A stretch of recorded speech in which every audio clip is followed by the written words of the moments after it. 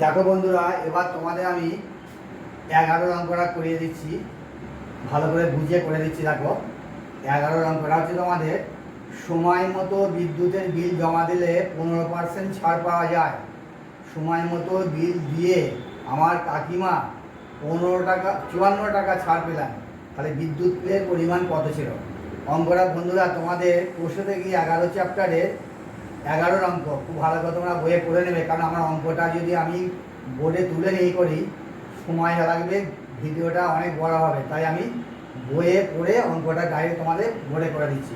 তাহলে বিদ্যুতের বিল জমা দিলে 15% ছাড় পাওয়া যায়। আর তাহলে লেখো বিদ্যুতের বিলে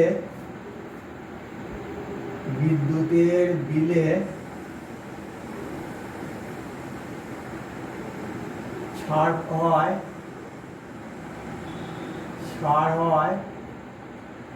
15%, অর্থাৎ 10 টাকা, অর্থাৎ 15 টাকা ছাড় হলে 15 টাকা ছাড় হলে বিদ্যুৎ বিলের পরিমাণ হয়, বিদ্যুৎ বিলের পরিমাণ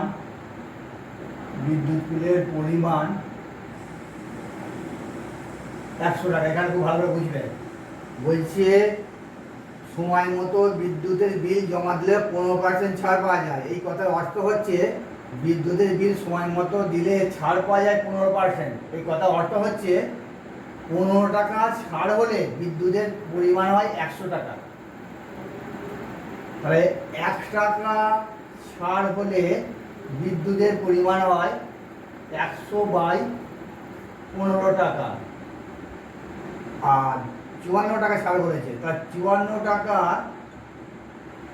ছাড় হলে বিদ্যুতের পরিমাণ হয় 100/15 ইন্টু 54।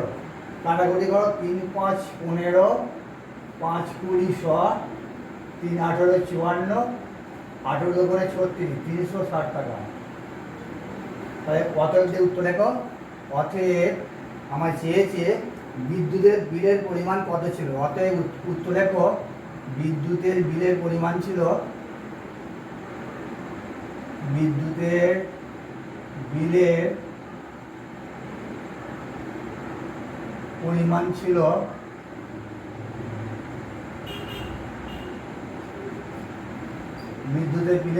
ছিল 360 টাকা। এটা তোমাদের অ্যান্সার।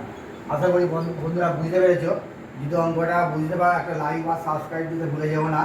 এটা খুব ভালো অঙ্ক অষ্টম শ্রেণীর ছাত্রছাত্রীদের এবং চাকরি প্রার্থীরা। তোমরা যখন SSC WBCS বিভিন্ন পরীক্ষা প্রতিযোগিতামূলক পরীক্ষা বসো, তোমাদের এই ধরনের অঙ্ক প্রায় এসে থাকে, তো সেটা আমি তোমার শর্টকাট পদ্ধতি শিখে দেবো, কিন্তু অঙ্কের মেন বেসটা তোমাদের জেনে রাখতে হবে। আচ্ছা, এইগুলো আজকে আমি আমার অঙ্কের ভিডিও শেষ করলাম।